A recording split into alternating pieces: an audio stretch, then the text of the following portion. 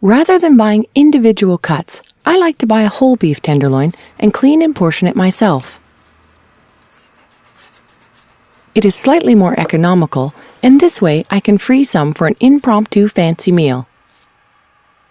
To prepare the beef tenderloin, I like to put paper towels under the cutting board to catch any blood that may come out of the tenderloin.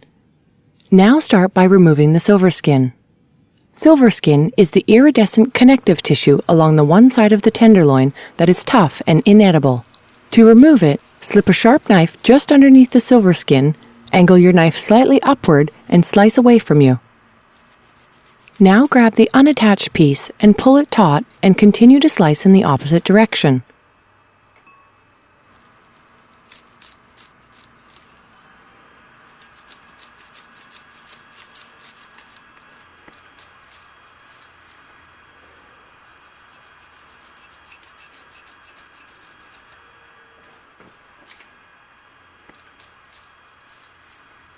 Don't worry about the other little pieces of fat. These will add flavor and moisture to the meat.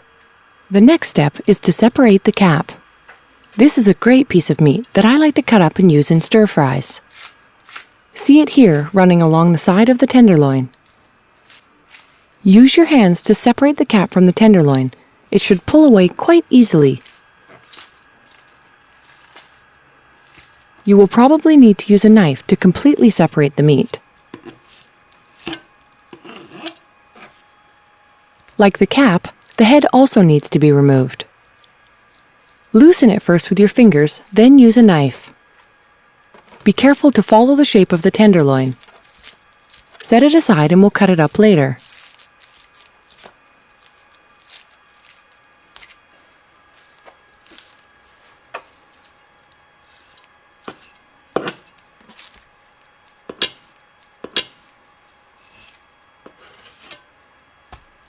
Now that just the tenderloin is left, you will want to trim off any remaining pieces of silver skin or large pieces of fat. You can see the grain of the meat running the length of the tenderloin.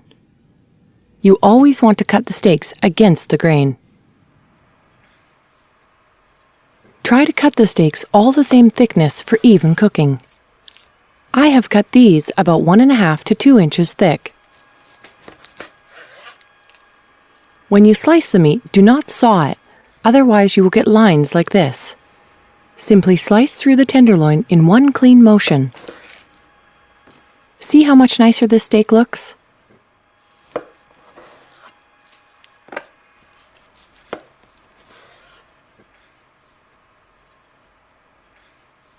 When you get near the end of the tenderloin, you won't get very good steaks from this narrow part, but you will get some lovely stir-fry meat.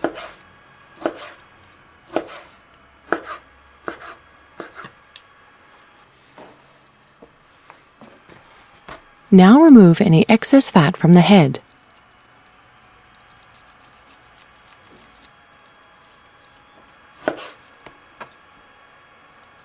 You should be able to get a couple of small steaks from here.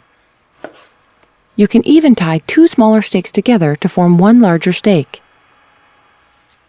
This way, all the steaks will be the same size and cook at the same rate.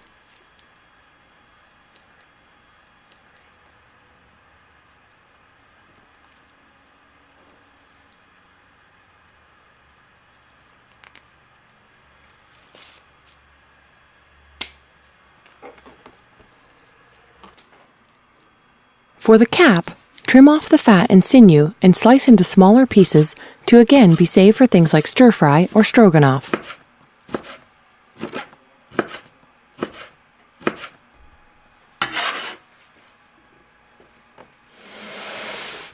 To freeze the steaks, I first put them on a baking tray between 2 layers of plastic wrap so they freeze in individual pieces. When you are freezing them, be sure to shape them a little with your hands, as this is how they will set in the freezer.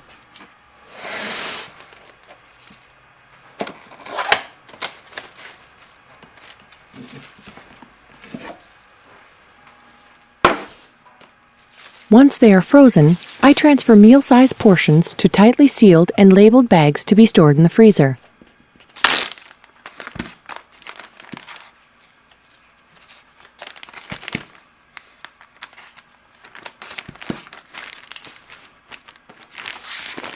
If you have a vacuum packing machine, you can also store your meat like this. This will keep the steaks from getting freezer burn.